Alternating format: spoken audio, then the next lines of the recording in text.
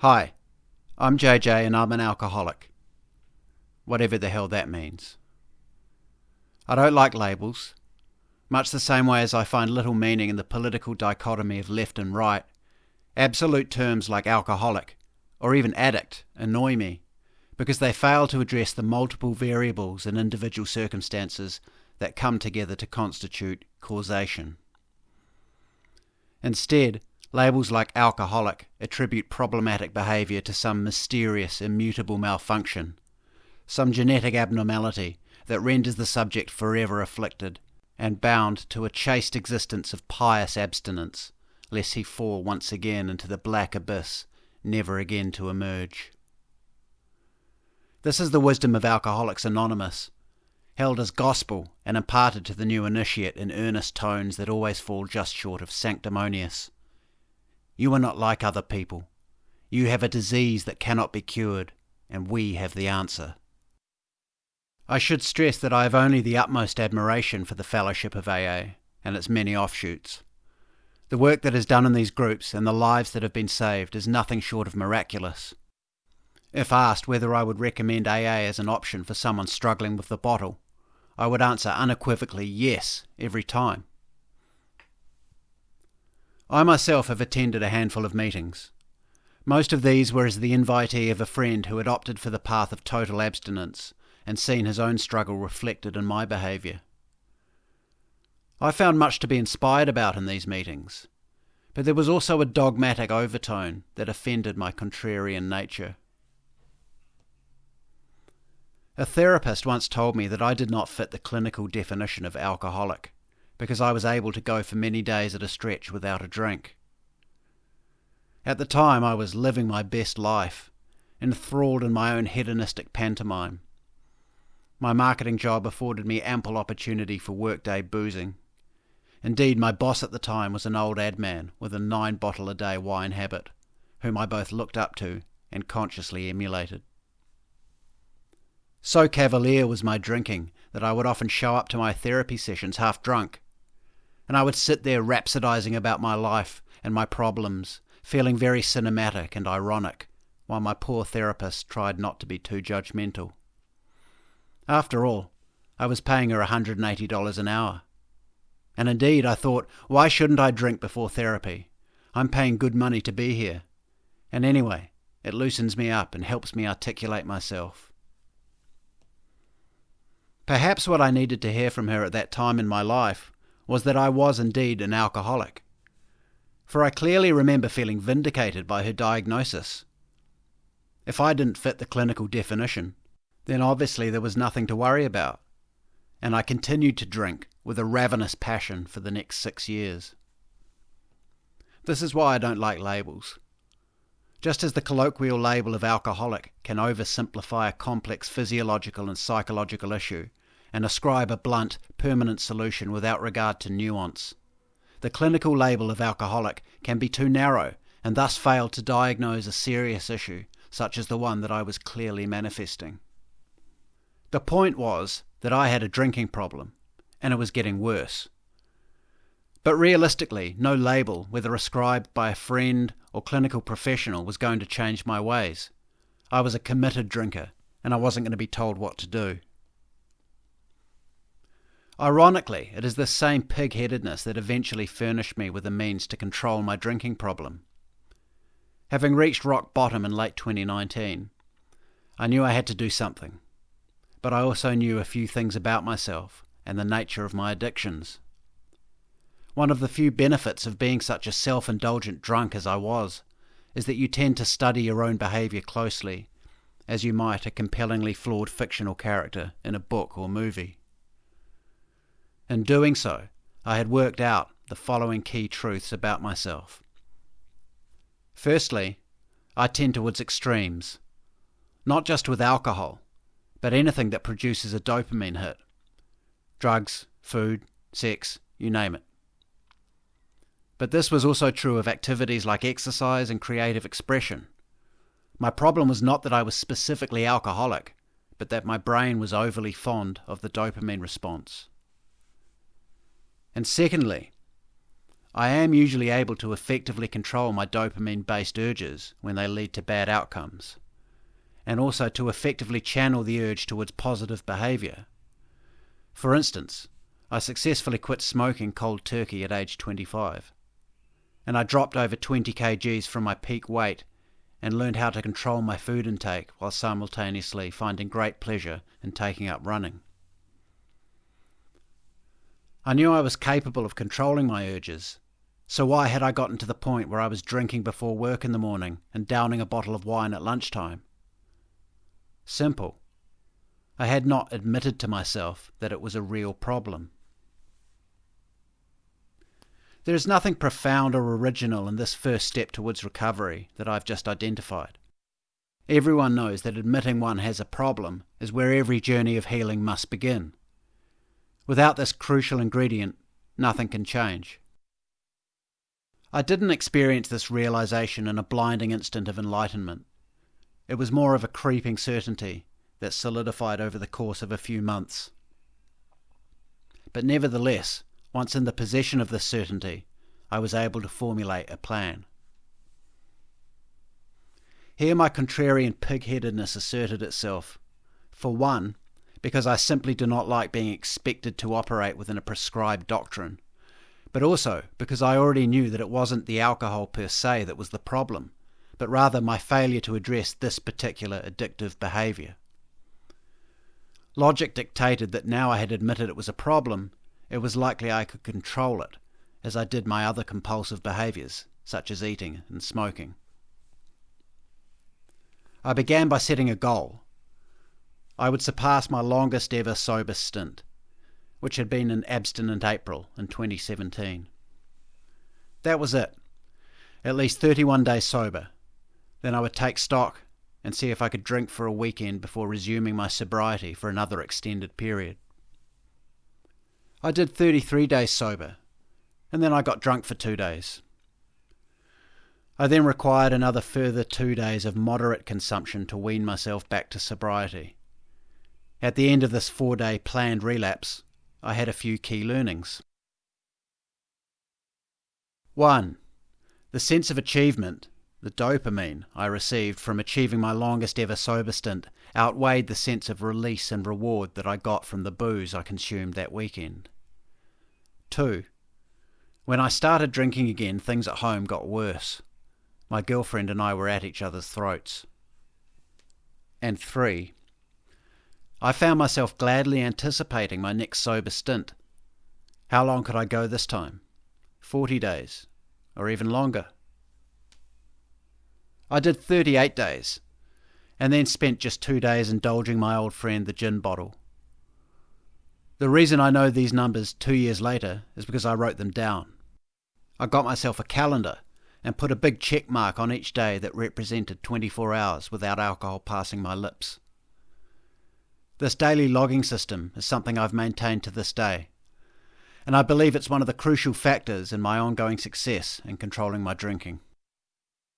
I've been ruthlessly honest when logging my drinking days. Even one sip of beer would constitute a cross on the calendar date instead of a check mark. I've found that this level of scrutiny reinforces the resolve not to drink. There is, of course, the flip side to this, that if a lapse does occur, then there is little motivation to stop drinking for that entire day. But on balance, I find the system provides a net benefit. Another benefit of logging my daily progress is what marketers call gamification. Much as one is motivated to keep playing a computer game or a slot machine because of the flashing lights, dings, pings and accumulating points tally, one is motivated to maintain a sober stint when reviewing the calendar daily, and more importantly, to surpass the last one. This has driven me to strive for longer periods of sobriety throughout the year, and I've found myself prioritising these to the point where I've either opted out of certain social engagements in favour of maintaining my streak, or indeed, the holy grail of sobriety, attending said function without drinking. I now have a spreadsheet also that I use each day to log my progress, and thus I've been able to plot my various sober stints against the subsequent periods of consecutive daily drinking on this graph. As you can see, The reopening of the world in early 2022, after 2 years of COVID hysteria, and the attendant flurry of travel and social engagements, put quite the dent in my thus far steady progress. And despite my unequivocal disdain for the lockdowns and the bad actors who propagated them, the opportunity to stay home and do nothing without getting FOMO that this downtime provided was of immense help to me in the initial stages of my recovery. The challenge I would face upon resumption of regular life post-lockdown was not something I had adequately prepared myself for, as you can see reflected in the 2022 segment of the graph. But I have since come back stronger and achieved my longest run to date of 80 days. Or at least I will have come this time next week. For the last bar on the graph is a projection, but one I make with 100% confidence. And herein lies the strength of my system. I'm now able to make such projections because I'm so invested in my ongoing project that not meeting this next target is simply not an option. To have a drink before this date, at which time an old friend from out of town's coming to stay and I've decided this calls for a little party, would be tantamount to a complete betrayal of myself. Following my friend's visit, I plan on a further sober period of 6 weeks before going on an overseas holiday. When I return from that holiday, I'll then look to surpass my previous 80-day run, and so on. Another useful aspect of my spreadsheet of sobriety is that it allows me to extract useful longitudinal information, such as the percentage of the year that I spent sober.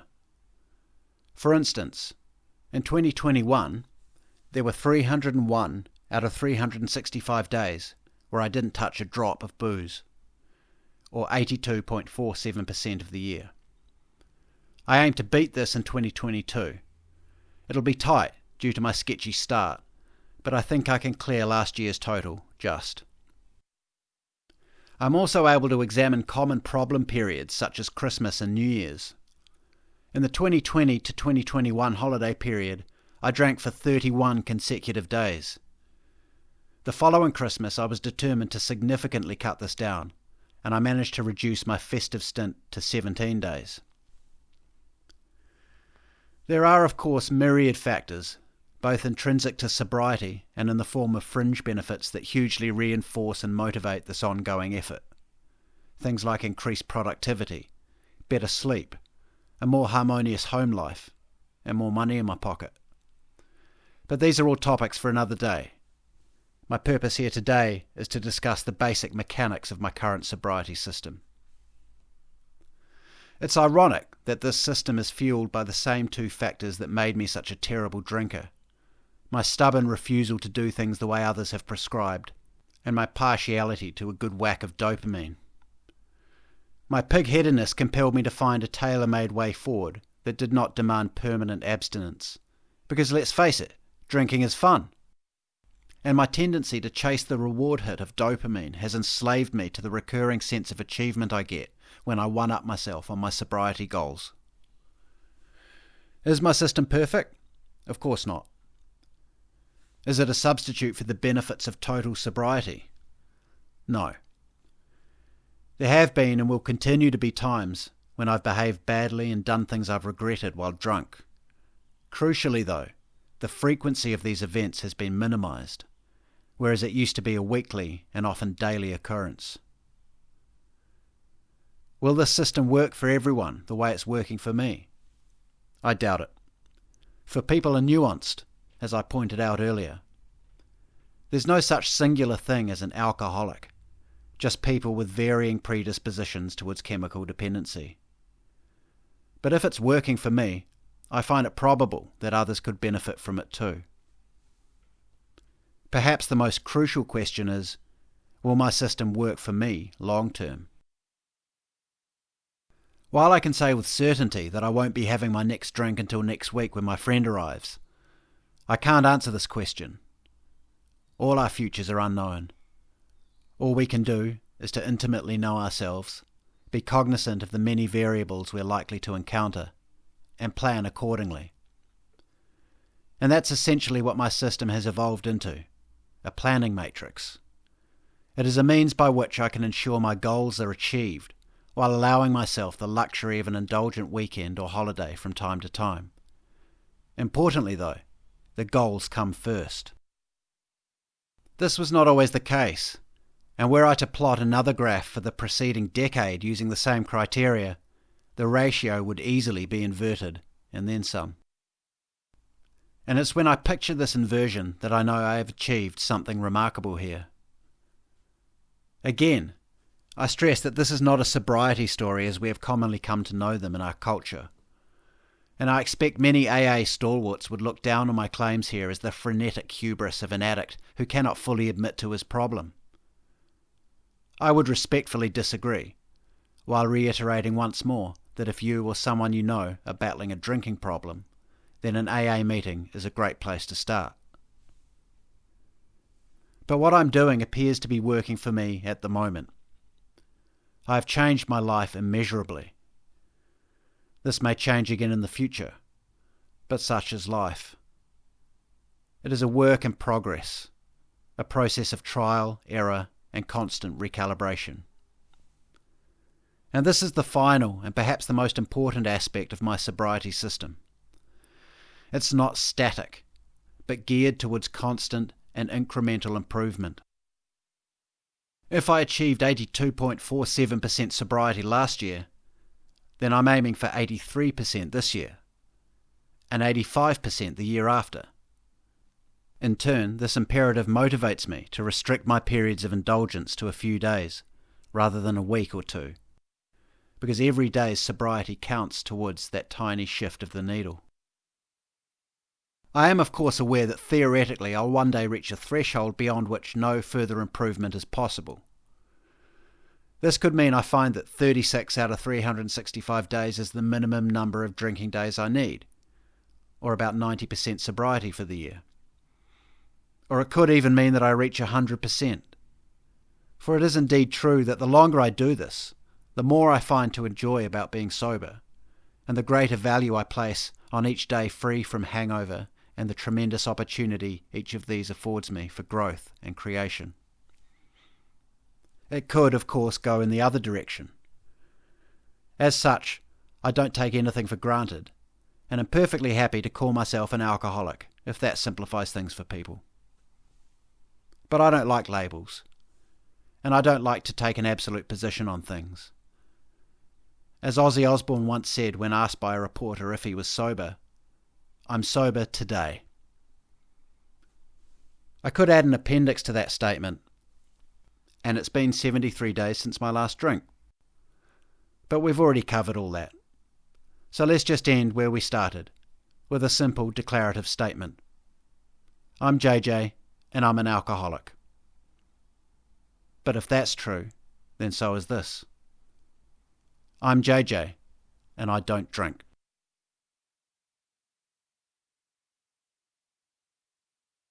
Thanks for listening. Please subscribe to the channel so you don't miss any future videos. Please also subscribe to my Substack at jjdawson.substack.com. And if you'd like to stay in touch, please do follow me on Twitter at RealJJDawson. You can also follow me on Getter, Gab, and Minds. And of course, if you enjoyed this, please do give it a like and share it about, because it really helps me out.